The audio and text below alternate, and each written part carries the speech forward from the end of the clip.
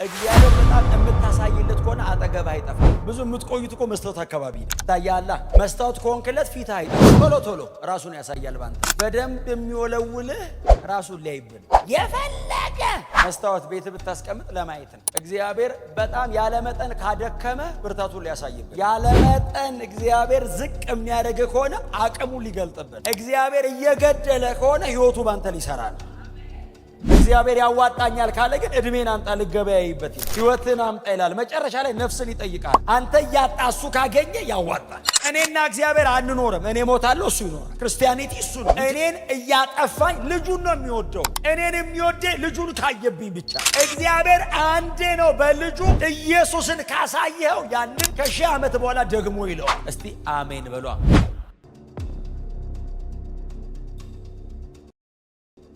ሰው በማንነቱ በጳውሎስ ሕይወት ላይ የደረሰውን አንዷን መከራ እንኳን ታግሶ ያልፋትም። ይሄ ሁሉ መከራ ወርዶበት አሁንም የሚከብድብኝ የእግዚአብሔር ቤተክርስቲያን ጉዳይ ነው ይላል ሰው። የደረሰበትን የመከራ ጥልቀት ሲናገረው ጀርባ የተገረፈ በድንጋይ ወገሩኝ ብቻ አይልም፣ የሞት ፍርድ እንደተፈረደብን ይሰማን ነበር ይላል። ምን ማለት ነው? በቃ ከዚህ በኋላ ህይወት አይቀጥልም፣ ከዚህ በኋላ ወደ ጌታ መሄዴ ነው ማለት ነው ብዬ ተዘጋጅቼ ተቀመጥኩ አለ። እሱ ሉቃስን ጨምሮ እነ ጢሞቴዎስም እነ ቲቶም አብረውት ነበሩ።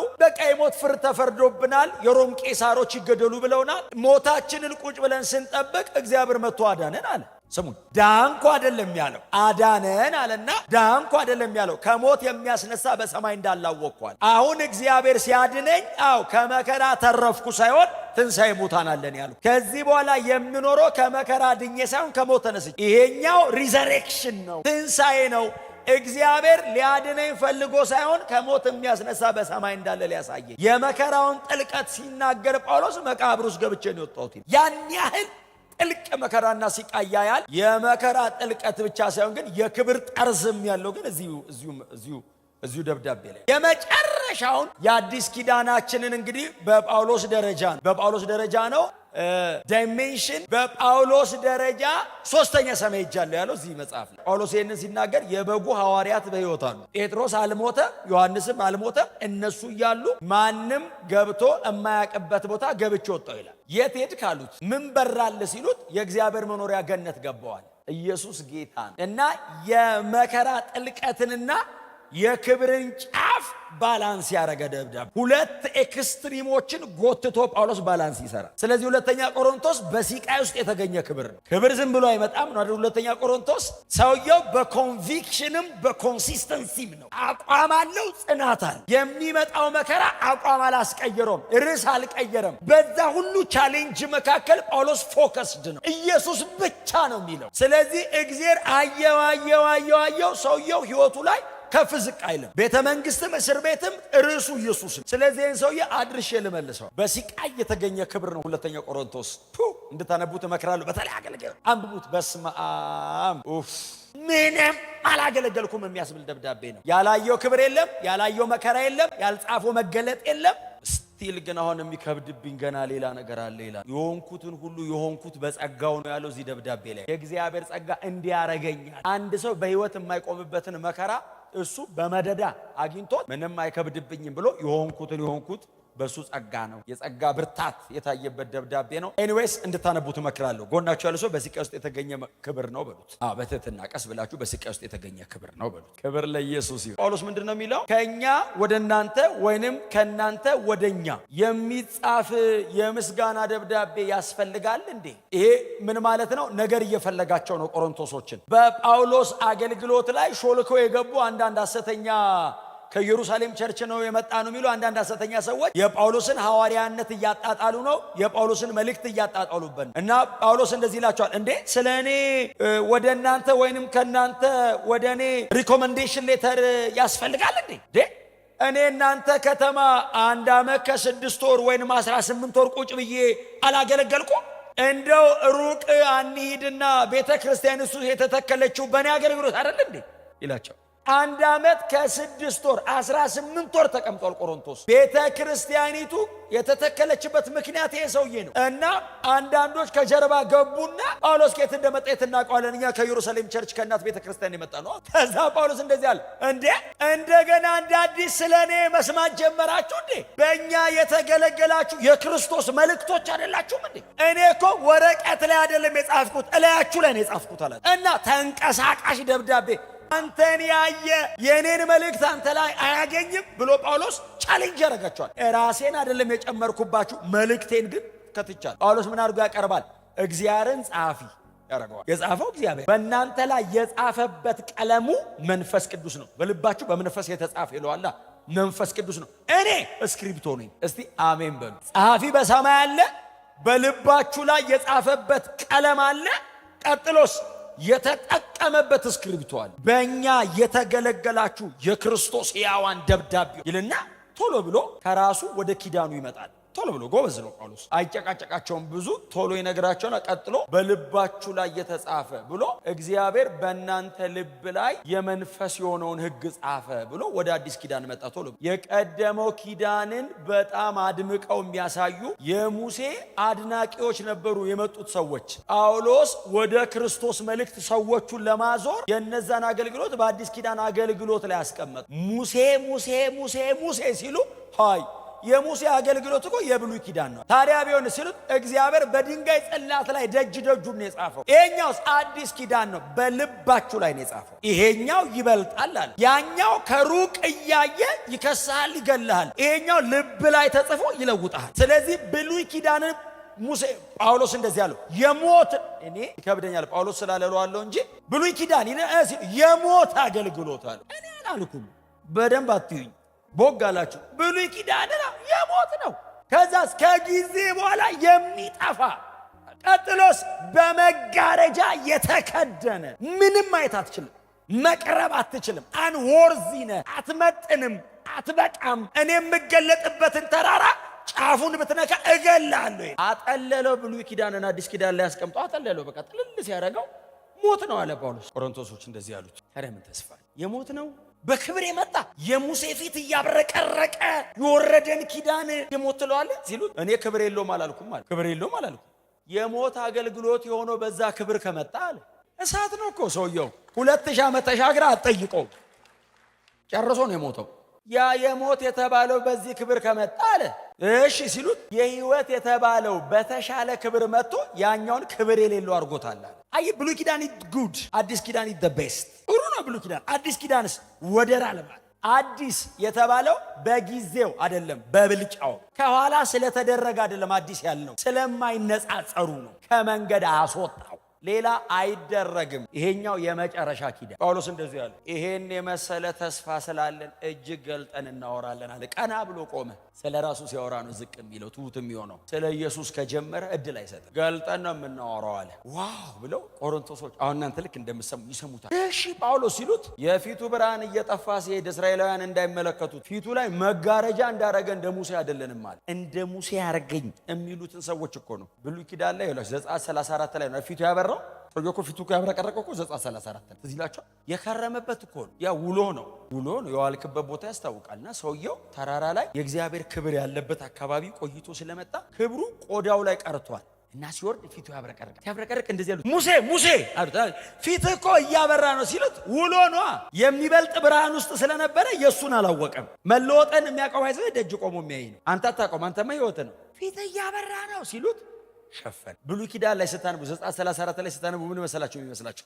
በአይን ማየት አቅቷቸው እባክህ ሸፍንልን ያሉት ነው የሚመስለው። ጳውሎስ መጥቶ ሚስጥር ነገረና እየጠፋ ሲሄድ እንዳያዩት ነው። ተደብቆ ነው አለ። የክብሩ ልክ አይደለም አለ። መደብዘዙን እንዳያዩ ነው አለ። ዲሚኒሽድ ግሎሪ ደብዛዥ ነው አለ። አም ሶሪ እኔ አይደለሁም ጳውሎስ ነው ያለ። እየፈሯችሁ ነው። በደንብ ጠርዝ ይዛችሁ ነው የምትሰሙት። የፊቱ ብርሃን እየጠፋ ሲሄድ እንዳይመለከቱት ብሎ እኔ ጳውሎስ ግን ምን አይነት ሰው ነው? ፊቱን ሸፈን አይልም እንዴ? መጋረጃ አረጋለ። አስበዋል? መጋረጃ እዚህ ጋር አሰርተ ስትከድን ፊቱ ላይ መጋረጃ እንዳረገ እንደ ሙሴ አይደለንም አለ። እግዚአብሔር ቀጥታ ሰውን ማግኘት አይችልም። ብሉይ ኪዳን ላይ እግዚአብሔር ከመጣ ሰው ይሞታል። አታየኝም ነው የሚለው። ምንም ነገር ካረገ በመላእክት መካከለኛነት ነው የሚያደርገው። የሙሴ ፊት ያበራው እግዚአብሔርን ቀጥታ አይቶታል። ቴስታመንት ነው፣ አዲስ ኪዳን ነው። የብሉይ ኪዳንን የፈታል በመልአክ መካከለኛነት የተደረገ ነው። እግዚአብሔር ለአንተ መስጠት ከፈለገ ጽፎ ቀጥታ አይሰጥም። ለመልአክ ሰጥቶ መልአኩ ነው የሚያቀብል። አትችልም፣ አንተ መጠጋት አትችልም። ያለንበትን ኪዳን ንገረን አሉት።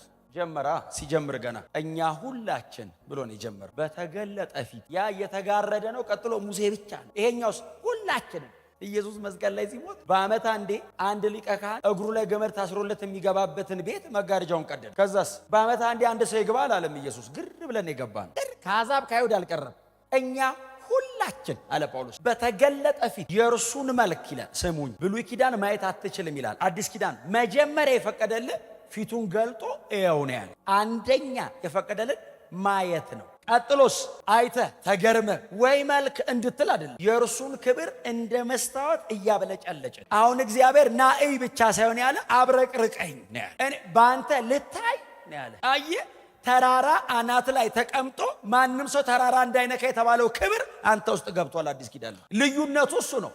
ሙሴ ኢቭን ይኸውላችሁ እስራኤላውያን እኮ የተከለከሉት የሙሴን ፊት ማየት ነው። ሙሴ ኢቭን ማየት አይችልም ያን ክብር። እነሱ እኮ የተከለከሉት እኮ የእግዚአብሔርን እኮ አይደለም የሙሴን ፊት ኢቭን ተከልክለዋል። አዲስ ኪዳን እኮ የፈቀደልን የሙሴን ፊት አይደለም የእግዚአብሔርን ክብር ነው የፈቀደልን። እናየዋለን አለና ያንን ክብር እንደ መስታወት እያብለጨለጭ። የመስታወት አገልግሎት የሚያምር መስታወት የለም፣ መልክ የሚያሳይ መስታወት እንጂ በመስታወት አይባልም።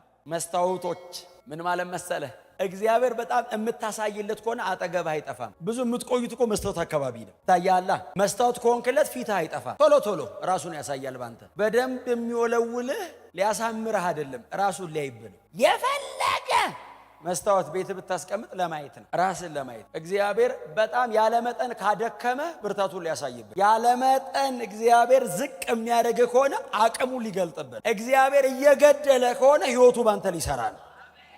ከጨከነብህ ደስ ይበል። አለቅ ካለ እየተከታተለ ካፈረሰ ደስ ይበል። ረጅም ዘመን ሊሰራብህ ነው ማለት። እኔም እግዚአብሔር ማንታይማ እየታየ የሚያሳይ መስታወት የለም። በፍጹም የመስታወት ውበት ታይቶ አያውቅም። መስታወት የሌላ መልክ ማሳያ። አዲስ ኪዳን ይሄ ነው። አዲስ ኪዳን ምንድን ነው? የእግዚአብሔር ክብር ማሳያ። እኛስ አምሶሪ አንታይም። እኔስ ካሳየህ አይበቃ? እሱን ማሳየት አይደለም ክብር ምን ይሰራልሃል? እኔ ነው ምን አደርግላቸዋለሁ? እኔ ጎናቸው ያለውን ሰው ለማሳየት ነው የተጠራው። እንዳትታይ በሉት። በጣም ነው የምታምሩት፣ ግን እንዳትታዩ ይፈልጋል። ወንድም መስታወት፣ እህት መስታወት፣ ክብር ለማሳየት የተጠራ መስታወት። የእግዚአብሔርን ውበት ትውልድ አንተ ላይ እንዲያይ የእግዚአብሔርን መልክ ዋው ይላል ትውልድ አይቶ። ምን አይነት ጌታ ነው ይላል። አንተን አይቶ ክሩሲፊክሽን ከታየ፣ አንተን ሲጠጋ የተሰቀለውን ኢየሱስን ካየብህ፣ አንተን ሲጠጋ የተቀበረውን የተዋረደውን ኢየሱስን ካየብህ፣ አንተን ሲጠጋ ሞት ድል የተደረገበትን ትንሣኤ ካየ፣ አንተን ጠጋ ብሎ ዳግም ምጽአት ከታየ ተሳክቶልህ። በእውነት ነው የምላችሁ እግዚአብሔር በእናንተ ይሳካለት። አንተ ጋር ጠጋ ብሎ በሱ ተሳካልኝ ይበል። እግዚአብሔር እንትን ውስጥ ነው የገባ ነው። የእግዚአብሔር ነው ትራንዛክሽኑ። አሁን ቸርች የእግዚአብሔር ነው። የሚያዋጣውን የሚያቆሱ ነው አይደል? ያተርፈኛል የሚለው ገበያ ውስጥ ነው የሚገባው። ስለዚህ እግዚአብሔር ካዋጣው ያዋጣኛል። እግዚአብሔር ያዋጣኛል ካለ ግን እድሜን አምጣ ልገበያይበት ይላል። ህይወትን አምጣ ይላል። መጨረሻ ላይ ነፍስን ይጠይቃል። ነፍስ ሰጥተው እሱ ካዋጣው ያዋጣል። አንተ እያጣ እሱ ካገኘ ያዋጣል። እስቲ በደንብ አሜን በሉ። እኔና እግዚአብሔር አንኖርም። እኔ ሞታለሁ፣ እሱ ይኖራል። ክርስቲያኒቲ እሱ ነው። ኒው ቴስተመንት እሱ ነው። የኔን መልክ እያሳየ የልጁን አይደግምም። እኔን እያጠፋኝ ልጁን ነው የሚወደው። እኔን የሚወደኝ ልጁን ካየብኝ ብቻ ነው። እግዚአብሔር አንዴ ነው በልጁ በእርሱ ደስ የሚለኝ የምወደው ያለው። ደግሞ ማለት ካለበት አንተ ላይ ልጁን ካየው ኢየሱስን ካሳየው ያንን ከሺህ ዓመት በኋላ ደግሞ ይለዋል። ጳውሎስ እንደዚህ አለ፣ የጌታን ክብር ብሎ እናብረቀርቃለን አይደለም፣ እንደ መስታወት አብረቅራቂ፣ እንደ መስታወት እያብለጨለጭን ከክብር ወደ ክብር። ምን ማለት እንደሆነ ታውቃላችሁ? መጀመሪያ ራሱን ያይብሃል፣ ትንሽ ብለርድ ልታረግ ትችላለህ። ከዛስ ይወለውላል፣ ከዛስ ጠጋ ይላል። ከክብር ወደ ክብር ማለት እሱ ነው። በጣም ካራክተር የእሱ አይነት ይሆናል፣ አቋም የእሱ አይነት ይሆናል። አሁን መጠየቅ ያለበት የእግዚአብሔርን ክብር እግዚአብሔር ባንተ በኩል ይገልጣል ከተባልኩ እንዴት ልግለጠው ብዬ መጨነቅ የለብኝ። ኢየሱስ የእግዚአብሔርን ክብር እንዴት ገለጠ ብዬ እኮ ነው መጨነቅ ያለብኝ። ኢየሱስ ባሳየበት መንገድ ነው እኔ ማሳየ። ኢየሱስ አባቱን ያከበረው በቤት በኩል፣ የእግዚአብሔር ክብር በኢየሱስ በኩል ታየ የምለው የት ጋር ነው? ትሕትናው እኮ ነው። ያለመጠን ዝቅ ሲል አባቱ ያለመጠን ብቅ አለ። እሱ በጣም ዝቅ ሲል አባቱ ሙሉ በሙሉ ወጣ። ኢየሱስ ክብሩን ትቶ መምጣት እኮ አይደለም። ክብሩን መተው በጣም ከባድ ጉዳይ ነው። የመጽሐፍ ቅዱሳችን ትምህርት ነው። በጣም ከባድ። መስቀል ላይ እኮ ነፍሱን ተወ። አባቱ ኃይሉ እንዲታይ እሱ መጠን የሌለው ድካም ደከመው። አባቱ ከሞት አስነሳው እንዲባል ሞተ። ዴዝን ኤክስፔሪየንስ ያደረገው የአባቱን ኃይል ለማሳየት። እስቲ አሜን በሏ። አንዲት ቃል ልንገራችሁ ነው ይብቃኝ። እዚህቹ ምዕራፍ 12 ላይ ሶስተኛ ሰማይ ሄዶ የመጣበት ምዕራፍ ትዝ ይላል። ሄጄ መጣ እሺ አሉት። መውጊያ ሰጥ እዛ ደርሼ ስመጣው መውጊያ ሰጥ አለና አጠገቤ ቆሞ የሚያሰቃይ የሰይጣን መልእክተኛ፣ ያው ኤንጄሊዮስ ነው፣ ዴቲቭ ነው፣ ፐርሰናል መልካችን ለመላክ የሚጠቀስ ቃል ነው የጠቀሰው። ሶስተኛ ሰማይ ልልስም ጠቅ ያደርገኛል አለ። ምን አውቃለሁ እኔ ይላል። ትሁት አደረገው ወጋ ያደረገው። ከዛ እንዲያነሳልኝ ሶስቴ ለመንኩ። እባክህ መቶ እየተዋጋው አይደለም ተቀብሎ ነው። ህይወቱ ደክሞ እየተዋጋው አይደለም ተሰጠኝ ነው። አንሳልኝ ስለው ጌታም እንዲህ አለኝ፣ ጸጋዬ ይበቃል፣ ኃይሌ በድካም ይገለጣል ሲለው ጳውሎስ በጣም ጥበበኛ መሆኑን የምታዩት አንሳልኝ እያለ እድሜውን አልጨረሰም። የማይነሳ ከሆነ ልጠቀምበታል፣ ካልወሰደው አብሮኝ ከኖረ ለምን አልጠቀም? ጸልዬ ዳይቨርት ካላረኩት አብሮኝ ከኖረ ኮንቨርት ላድርገዋል። እንዴት ሲሉት ኃይሉ ፍጹም እንዲሆን በድካሜ ከመጠን ይልቅ መካለዋል። ይሄ ኃይል ማሳያ ነው። በደንብ ያሰቃየኝና ኃይልን ወደ ፍጽምና ያምጣዋል። እኔ የኃይል ፍጽምና አላቅም፣ ጳውሎስ ነው የሚያውቅ። እንደዚህ ያለ ኃይል ፍጽምናው ላይ እንዲደርስ ያለ መጠን ያሰቃየኝ። አንድ ልመና ይለምናል አይደል? ይሄ ሰውዬ እርሱንና የትንሣኤውን ኃይል እንዳውቅ ይላል። አልቲሜት የሆነው ኃይል የትንሣኤ ኃይል። የትንሣኤን ኃይል የምታገኘው ስትሞት። ጳውሎስ እንደዚህ ይላል፣ ከማድከም አልፎ ይግደለኝና ሪዘሬክሽንን ኤክስፔሪየንስ ላድርገው። መሬት ኢየሱስ ሪዘሬክሽንን እዚህ ነው ኤክስፔሪየንስ ያደረገው። እኔም ላረገው ይላል። እና ያለመጠን ምደክመው ያለመጠን ኃይል እንዲታይ በክርስቶስ የተገለጠው የኃይል ፍጽምና በእኔ ይሁን። ያለመጠን መስታወቱን ወልውሎት መስታወቱ ጠፍቶ የሚያይበት መልክ ብቻ ነው ያለው። መስታወቱ ፊት የቆመው ብቻ መስታወቱን ሞልቶታል። መስታወቱ ስም የለው፣ ውበት የለው፣ ጨርሶ ማሳየት ላይ ደርሷል። መስታወቱ ግን ፈጽሞ የሚያሳየው ከጠርዝ እስከ ጠርዝ የሚያይበትን ውበት ለማድመቅ መስታወቷ ላይ ያለች ዶት ስፖት ካለች እሷ ተጠርጋ ትነሳ። እሷን ለማንሳት ደግሞ አንተን ያደቃ ካራክተሬ ትንሽ ፕራይድ ካለብኝ እግዚአብሔር ሃምብል አድርጎኝ ኢየሱስ ያለ መጠን በትህትና ነው አባቱን ያከበረው። ትንሽ የቀረች ካለች እኔ ጋር ጨርሶ ያነሳል። ጳውሎስ ይሉታል እሺ ከክብር ወደ ክብር የምንለወጠው እስከ መቼ ነው? ዝም ብለን እየተለወጠን መኖር ነው ሲሉት እርሱን እስክንመስል ካልሞት አይቆምም ይሄ ሰውዬ። እቀላቀለዋለሁ ይልሃል። እየተለወጥኩ ዝም ብዬ እየኖርኩ አልኖርም። አንድ ቀን ፈጽሜ መስሎ እገባለሁ እዛ ክብር ውስጥ። እሱ አሁን በከበረበት በዚያ እኔም እከብራለሁ። ጌታ ይባረክ። አዲስ ኪዳን እግዚአብሔርን ከቤት ወደ ሰው አስገብቶታል። እግዚአብሔር ከቴምፕል ወጥቶ ሰዎች ውስጥ ገባ። ከሩቅ ከሰፈር አውጥቶ ከተሰራ ድንኳን ወጥቶ ሰውየው ውስጥ። ሰው እግዚአብሔርን ለማግኘት ከሰፈሩ ሰውየው ውስጥ። ሙሴ ጓጉቷል ይሄን ለማየት እና በሩቅ ሆኖ ተሳለመው። አንድ ቀን እነዛ ሰዎች የሚለማመዱትን እኔ የምለማመዳለሁ። እኔ እዛ ተራራ ላይ ሆኖ አንድ ቀን ልይ ብዬ ጓጉቼ ልሞት ነው። እነሱ ግን ውስጣቸው ገብቶ ሊኖር ነው። ከሩቅ ተሳለ። ይሄን እኔ ላረገዋለች ኢየሱስ ሲመጣ ያረገዋል ብሎ ሰላም አለ። ሙሴ የሚናፍቀው እናንተ የምትኖሩት አሜን በሏ። አንድ ቃል ልንገራችሁ እዚሁ ክፍል ላይ ያለች ቃል፣ ጌታ ግን መንፈስ ነው፣ የጌታን መንፈስ ባለበት በዚያ አርነት። በጣም ከባድ ቃል። መጋረጃ የለም ማለት ሰው ፉሊ እግዚአብሔርን አክሰስ ማድረግ ችሏል። ቀጥሎስ እግዚአብሔር ያለመጠን ሰውን አክሰስ ማድረግ ችሏል። ብሉይ ኪዳን እኔ እግዚአብሔርን ማግኘት እግዚአብሔርም እኔ ጋር መምጣት አይችልም። ከፈለገኝ የሆነ ነገር ጽፎ በድንጋይ ላይ ጽፎ ይወረውራል ወደ ታች። ከሩቅ ነው የማነበው። ከፈለኩት በጣም በሩቅ ቆሜ እሰማለሁ። አሁንስ መጋረጃው ተነሳ። ያለመጠን የእግዚአብሔር ጽድቅ ውስጥ መግባት ተቻለ። ያለመጠን በእግዚአብሔር ክብር ፊት መቆም ተቻለ። እኔ ብቻ አይደለም እንድገባ የተፈቀደልኝ፣ እግዚአብሔር ያለ ልክ እኔን አገኘኝ፣ ገብቶ አደረ። አርነት የተባለው ነፃነን ማለት ለጠላውን ህመም የተጠቀሰ ለዴሊቨራንስ የተጠቀሰ ብቻ አይደለም። እግዚአብሔር ተገኘ። እግዚአብሔር ሰው ርቦት ነበር፣ የሰው ያለ ይል ነበር። ያለ መጠን ገብቶ ውስጥ ማደር ደረሰ። ተጠግቶ እጄን ጨብጦ ማውራት አይደለም፣ ገብቶ ውስጥ አደረ። ከኔ በላይ እኔን ያቀኛል፣ ይመረምረኛል። እኔና እግዚአብሔር ነፃነት አገኘን። እኔ ኃጢአተኛ ነኝ፣ በምን ትመጣለህ ስለው የልጅ ደም አለ ይላል። ይህን ደም ይዤ ያለ መጠን እጠጋለሁ ይላል። ኃጢአት ያለበትን ቦታው ፈጽሜ በዚህ ደም አጥርቼው እገባበታለሁ ይላል። ደሙ አይሸፍንም፣ ያጸዳል። የብሉይ ኪዳኑ ይጋርዳል፣ እንዳይቆጣ ያደርጋል እንጂ አይቀድስም። ይሄኛው ፈጽሞ ይቀድሳል። ከእግዚአብሔር ጽድቅ ጋር ይመጥናል። የኢየሱስ ደም እኩል ነው፣ የእግዚአብሔርን ጽድቅ ይመጥነዋል። እግዚአብሔር እኔ ውስጥ ገብቶ አደረ። ምን ማለት ነው? ራሱ ስላልገባን ነው ኖርማል የምንኖር እንዴ። እግዚአብሔር እኔ ውስጥ አደረ። እኔን እስቲ ኑ ምሰሉኛል። እሱን ለመምሰል ከመጠራት የሚበልጥ ክብር አለ? እስቲ ና መሰል። አንድን ሰው እኮ ከመሰል ነው እኮ እንዴ ነው ደስ የሚለን። እንዴ ነው መሰለልኝ፣ እንዴ መሰልኩት። ሳምባዲን በሩቅ ያለ ሰው መለኮት ውስጥ ገብቶ አድሮ መሰለኝ።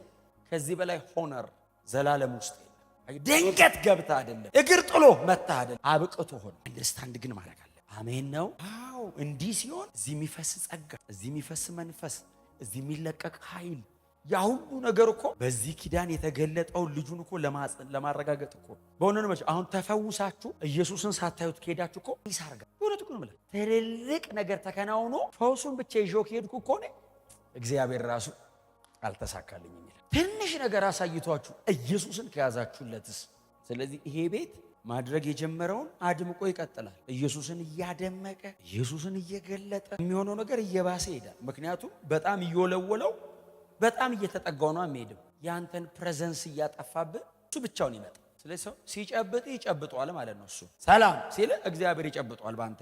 አንተን አናግሮ ሲሄድ መለኮት ክሮስ ያደርጋል። አንተን ፊቱ አቁሞ አያሳየ፣ እሱ ራሱን ያሳይብሃል።